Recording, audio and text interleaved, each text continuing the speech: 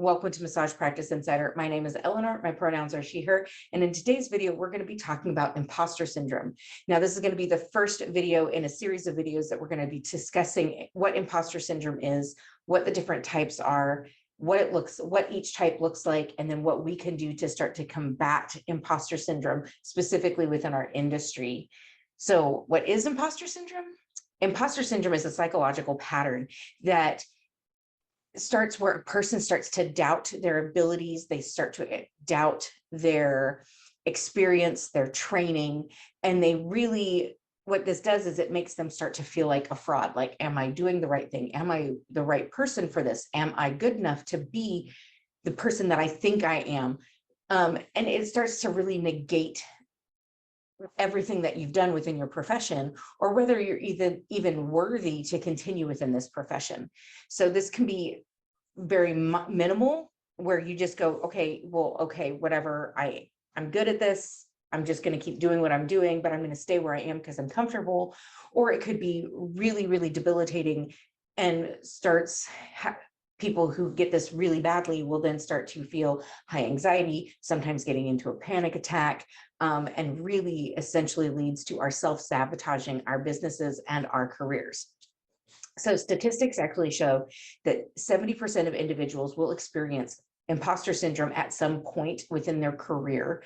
And about 85% of people experience imposter syndrome throughout their lifetime. So most of us will experience some form of imposter syndrome to some degree. Now, this is a psychological pattern. It is a psychological behavior, which means it's a conditioned behavior. We can start to condition our way out of it. This is not saying that if you have panic attacks, it is imposter syndrome. I'm just saying that if you have some of these, it starts to become kind of a mind over matter, which is what we're going to be discussing in the next few videos. So let's get into the 5 different types of imposter syndrome. So the first type is the perfectionist. So the perfectionist, this is where a person feels that they need to have things absolutely perfect before they can even really start. They don't feel like they can hit that launch button until everything is perfect. I actually experienced most of these at some point. The next one we have the soloist. So this is the person who thinks if you want something done, I'm going to do it myself. Asking for help is a weakness. And so I'm not going to be asking anybody for help because I don't want to appear weak. Because if I'm weak, then I'm not worthy. If I'm not worthy, then why am I doing this? Then you have the natural genius. Now, this is a person who believes that if it doesn't come easy to them and it requires a little bit of work or it's a little bit of a challenge, that natural genius, they start to feel like, well, I'm not worthy of being able to do this. I don't have the brain power. I'm not smart enough to do this because it is a challenge. So they don't feel good enough, or they don't feel like they are worth being able to get what they want because it doesn't come easy. Number 4 is going to be the super person. So this is going to be the person who feels that they just don't measure up. And because they don't measure up, they're going to try harder and harder and harder and harder. And they're going to push themselves almost to a breaking point or even past that breaking point. And they will never feel like they have achieved enough. They will never feel like, I shouldn't say never, they don't feel like they are going to be good enough. And no matter what they do, they just keep pushing themselves. And this is one of the things that I see frequently within our industry is that, well, I'm not good enough to be out on my own. I'm not good enough to promote this type of massage modality. And so because they just don't feel like that, then eventually they never feel like they're going to be good enough. So they kind of start giving up. All right, and then we have the expert. And the expert they believe that not knowing something is a weakness. If I don't know everything about what I'm talking about, I don't know enough to be talking about it.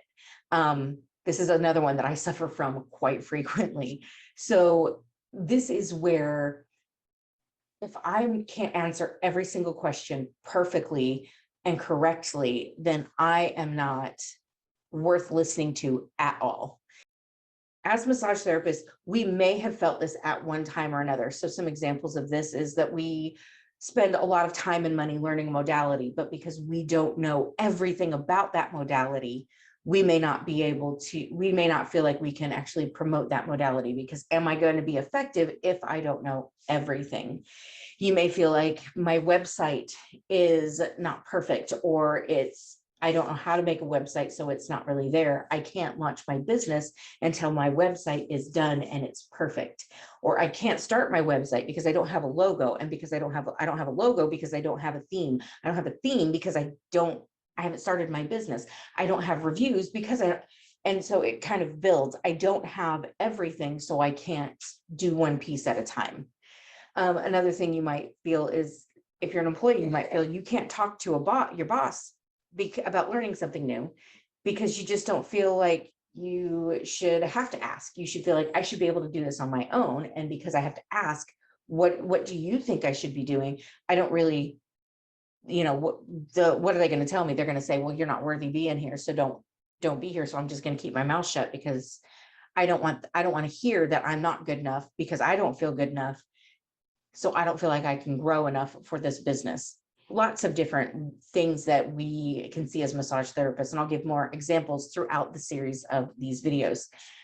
So I want to talk to you guys about this because it is so important, because this is something that, out of the 5 types, there are times in my career, in the 18 years I've been doing this as a massage therapist, where I have felt every single one of these. And so I'm going to talk to you guys about my experience, and then ways that I maybe overcame that, or some things that I'm currently doing in order to continually overcome these issues of imposter syndrome. That way you can become a success within your business, within your career, within the path that you have chosen to take.